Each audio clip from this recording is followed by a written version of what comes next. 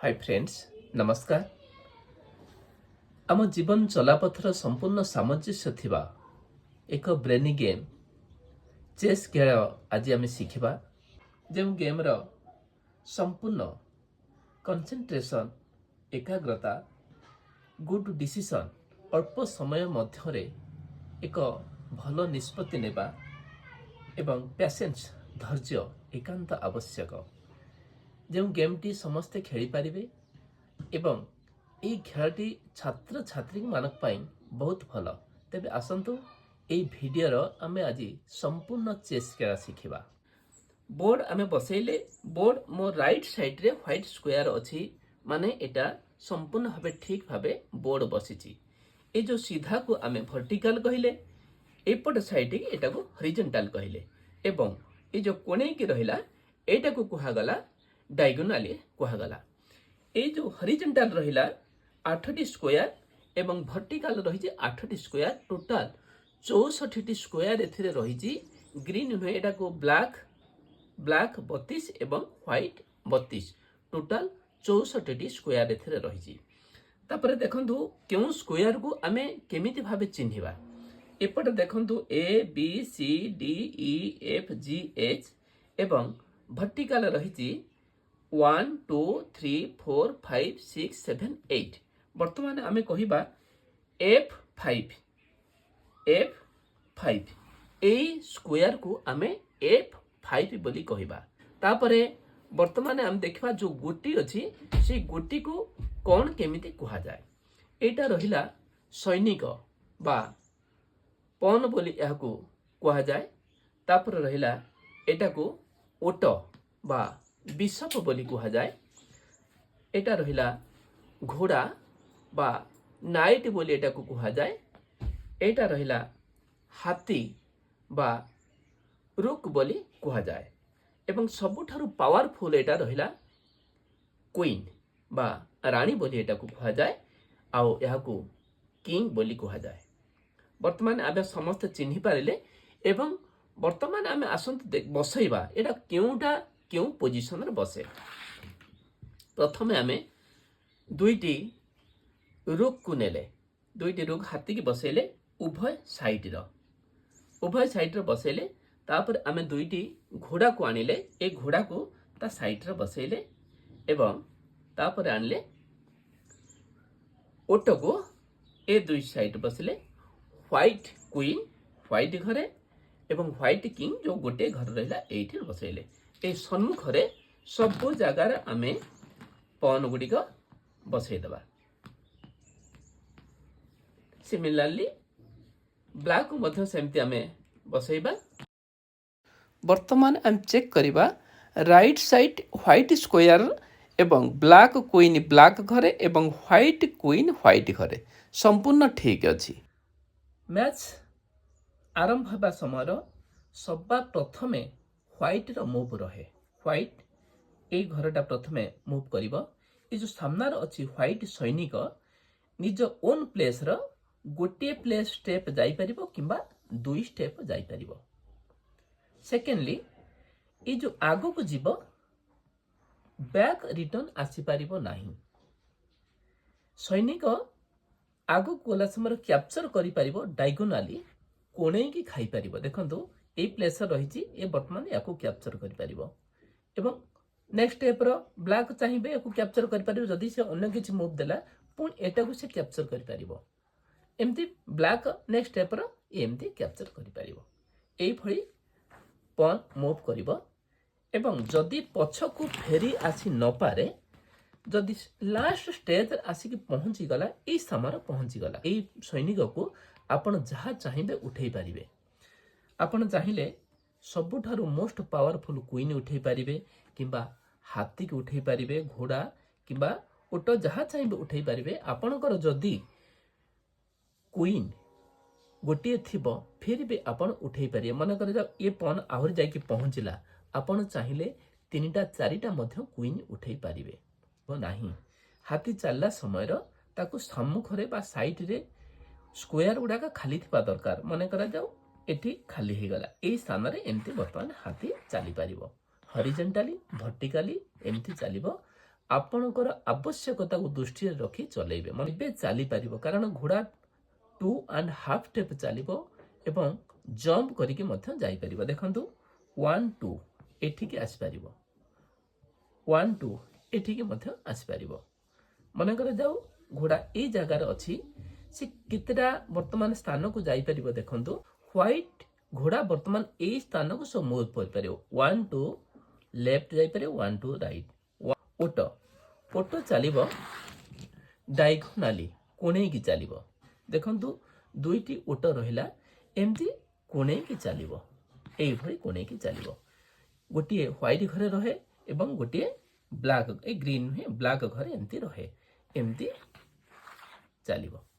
ବର୍ତ୍ତମାନ ଆମେ କୁଇନ୍ ବା ରାଣୀର ମୁଭ୍ ଜାଣିବା। ଏଇଟା ହେଲା ରାଣୀ। ରାଣୀ ହାତୀ ଏବଂ ଓଟର ଉଭୟଙ୍କର ଚାଲ ଏ ରାଣୀ ଚାଲିପାରିବ, ହରିଜେଣ୍ଟାଲି, ଭର୍ଟିକାଲି ଏବଂ ଡାଇଗୋନାଲି। ତାପରେ ରହିଲା କିଙ୍ଗ। କିଙ୍ଗ ସର୍ବଦା ଗୋଟିଏ ଷ୍ଟେପ୍ ଚାଲିବ, ଗୋଟିଏ ଷ୍ଟେପ୍ ଚାଲିବ। ଯଦି ସେଇ ଘରକୁ ଚେକ୍ ପଡ଼ୁଥିବ ଆପଣ ଚଲେଇ ପାରିବେ ନାହିଁ। ବର୍ତ୍ତମାନ ଦେଖନ୍ତୁ ଏଇ ଘରେ କିଙ୍ଗ ଅଛି, 1 2 3 4 5 6 7, ଏ ଯେଉଁ ଚତୁଃପାର୍ଶ୍ୱକୁ ଚାଲିପାରିବ। ମନେ କରାଯାଉ ଆପଣଙ୍କର ଏଇଠି ଗୋଟିଏ ରହିଲା ଅପୋନେଣ୍ଟ ରହିଲା, ଏଠି ରହିଛି ଓଟ ରହିଛି। ବର୍ତ୍ତମାନ କେଉଁ ସ୍ଥାନକୁ ଚାଲିପାରିବନି? ଦେଖନ୍ତୁ ଓଟ ଏଇଭଳିଆ ଡାଇଗୋନାଲି ଚାଲିବ, ଏଇ ଘରକୁ ଚେକ୍ ପଡ଼ିବ, ଅର୍ଥାତ୍ ବର୍ତ୍ତମାନ ହ୍ୱାଇଟ୍ କିଙ୍ଗ ଏଇ ସ୍କୋୟାରକୁ ଆସିପାରିବ ନାହିଁ।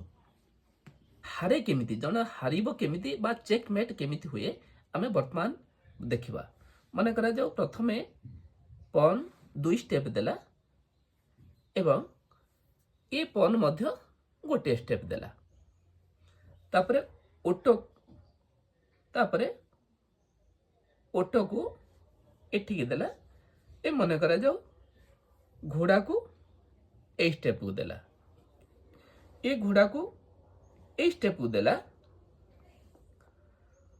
ମନେ କରାଯାଉ ଏ ଘୋଡ଼ାକୁ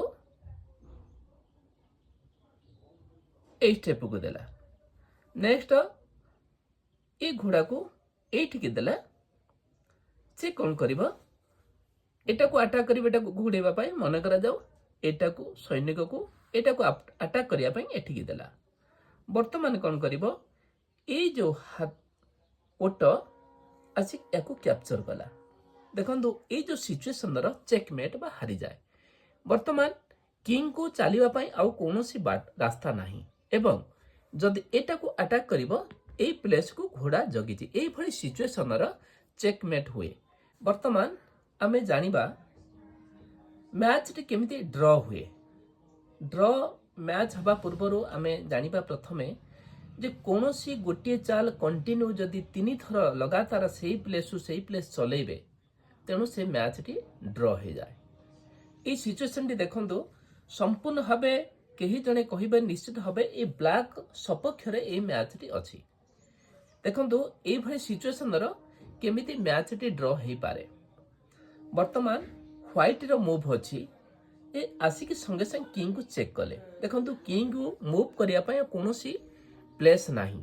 ବର୍ତ୍ତମାନ ଏଇ ଗୋଟିଏ ଘର ରହିଛି ଚଲେଇବା ପାଇଁ, ଏଠିକି ଦେଲେ ପୁଣି କୁଇନ୍ ଯାଇ ପୁଣି ଚେକ୍ ପକାଇଲେ, ପୁଣି କିଙ୍ଗ ଆସିବ ଏଇ ସମୟର, ପୁଣି ଆସିକି ଚେକ୍ ପକାଇଲେ, ପୁଣି କିଙ୍ଗ ଏଇଭଳି ସିଚୁଏସନର ଏଇ ମ୍ୟାଚଟି ଡ୍ର ହେଇପାରେ।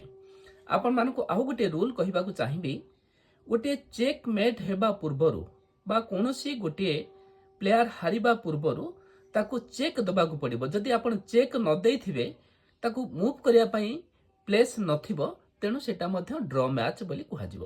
এই ସିଚୁଏସନ ଦେଖନ୍ତୁ ବର୍ତ୍ତମାନ ହ୍ୱାଇଟ୍ ମୁଭ୍ କରିବ, ହ୍ୱାଇଟ୍ ଏଇ ଘରକୁ ମୁଭ୍ କଲା, ବ୍ଲାକ୍ ଏ ସ୍କୋୟାରକୁ ଆସିଲା, ପୁଣି ହ୍ୱାଇଟ୍ ଏଠିକି ଆସିଲା, ତାପରେ ବ୍ଲାକ୍ ଏଠିକି ଆସିଲା। ଏ ସିଚୁଏସନ ଦେଖନ୍ତୁ ବର୍ତ୍ତମାନ ହ୍ୱାଇଟ୍କୁ ମୁଭ୍ ପାଇଁ କୌଣସି ଘର ନାହିଁ। ବର୍ତ୍ତମାନ ଏ ସ୍କୋୟାରକୁ ଆସିପାରିବନି କିମ୍ବା ଏ ସ୍କୋୟାରକୁ ଆସିପାରିବ ନାହିଁ। ଏଠି ତ ଡାଇରେକ୍ଟ ଚେକ୍ ପଡୁଛି, ଏଇଟାକୁ ମୁଭ୍ କରିପାରିବନି। ଏଭଳି ମଧ୍ୟ ସିଚୁଏସନର ଗୋଟିଏ ଡ୍ର ମ୍ୟାଚ୍ ହେବ। ଫ୍ରେଣ୍ଡସ୍, ବର୍ତ୍ତମାନ आमे जानिबा केसलिंग किंग को सुरक्षा दबा पाई गोटे पार्श्व परिवर्तन करती ताहाकू केसलिंग बोली कहा जाए। केसलिंग हाथी एवं किंग मध्यरे करिबा किंतु या मझिरु ए पावर केही नथिबे मन करे ए तीनटा पावर नथिबो ए समय आमे ए किंग एवं हाथी मध्यरे केसलिंग करि परिबा एवं ए उभय केही मूव हेई नथिबे ए समय आमे जानती किंग गोटे प्लेस चाले केसलिंग कला समय से दुईटी स्टेप चली पारिबो देखंतु 1 2 एठिके आस पारिबो हाथी एठिके आस पारिबो एई भଳି केसलिंग हबो। सिमिलारली आमे एपट साइड मध्ये चाहिबा एपट साइड केही नथिले आमे एपट दुई स्टेप देई परिबा राइट साइड रे एमते आसीबा एटा केसलिंग किंतु सेही समय देखबा एई स्थान रे मने करे जाऊ किछि गोटे पावर थिबो एटा डायरेक्ट चेक पड़छि ए समय केसलिंग हेई पारिबो नाही एटा को केसलिंग कहा जाय।